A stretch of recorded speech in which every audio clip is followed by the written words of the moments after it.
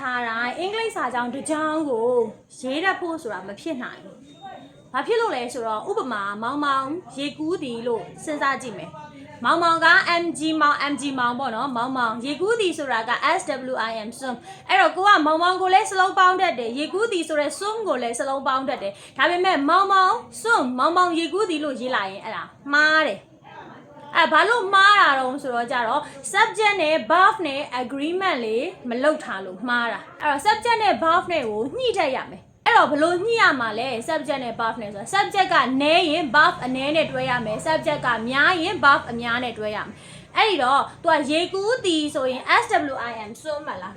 ရေကူးသည်အဲ့တော့ဒီမှာလဲ SWIM swim ဆိုတာလဲရေကူးသည်ပဲဘာကွာရလဲဆိုတော့ swim က verb 1 swim ကကြတော့ verb 1s ပေါ့နော်အဲ့တော့ swim ကအများကိန်းအနေနဲ့တွဲတယ်nan အများကိန်းအနေနဲ့တွဲတာပေါ့နော် plural noun အနေနဲ့တွဲတာပေါ့ swim ကကြတော့ nan အနည်းကိန်းအနေနဲ့တွဲတာ singular noun အနေနဲ့တွဲတာအဲ့တော့ဒီဘက်ချမ်းကတော့ subject တွေ noun တွေပေါ့နော် noun subject တွေပေးထားတယ်အဲ့တော့မောင်မောင်ပေးထားတယ် the girls ပေးထားတယ်ဒီမှာ s ပါတဲ့အတွက်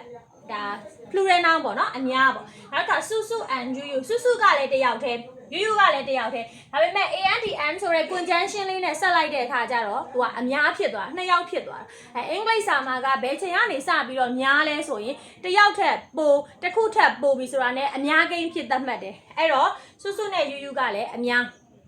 ညမယ်နော် the people people ကိုတွေ့တဲ့အခါကျကလေးတော်တော်များများမှားတတ်တယ်ဘာနဲ့မှားလဲဆိုတော့ people ဆိုတဲ့စလုံးက s မပါနေဥပမာ the girls မှာဆိုရင် s ပါတယ်လေ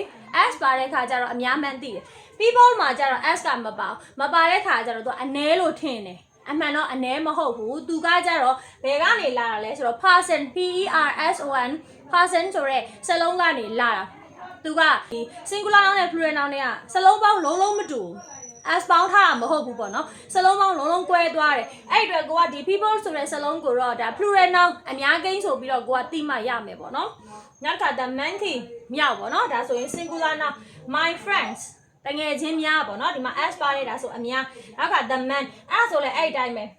s မပါနေဘူး s မပါနေတဲ့ခါကျတော့ကိုကအနည်းလို့ထင်တတ်တယ်တကယ်တော့သူကလေအတွင်းထဲကတရပြောင်းထားတာသူ့ရဲ့မှာအနည်းကိန်းက man man အများကိန်းက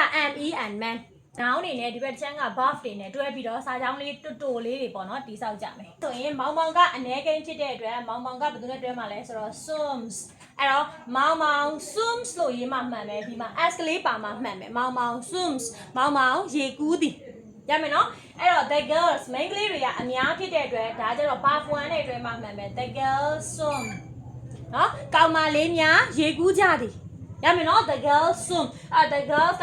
ကအများဖြစ်တဲ့အတွက် verb 1နဲ့တွဲတာမောင်မောင်ကတော့အနည်းဖြစ်တဲ့အတွက် verb 1 s နဲ့တွဲတာမောင်မောင်ရေကူးသည်လို့ပြောစင်တဲ့အခါ swim မှာ s ပါကိုပါရမယ်ရမယ်နော်ကဲဒါဆိုနောက်တစ်ခါစုစုနဲ့ယူကကြတော့အများဖြစ်တယ်ဒါကြောင့်မို့လို့စုစု and you swim စုစုနဲ့ယူရေကူးကြတယ်အဲ့လိုဖြစ်တာနောက်တစ်ခါကျ the people ကလည်းအများပဲเนาะအများဖြစ်တဲ့အတွက်ဘာနဲ့တွဲမလဲ swim SWIM swim နဲ့ပဲတွဲမယ်နောက်တစ်ခါကျရင် the monkey မြောက်ကကျတော့အနေမြောက်ကရေကူးသည်လို့ကိုကပြောချင်တယ်ဆိုရင် the monkey swims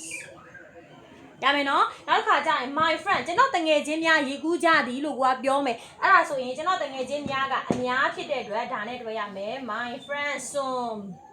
ကျွန်တော်တငယ်ချင်းများရေကူးကြသည်နောက်တစ်ခါ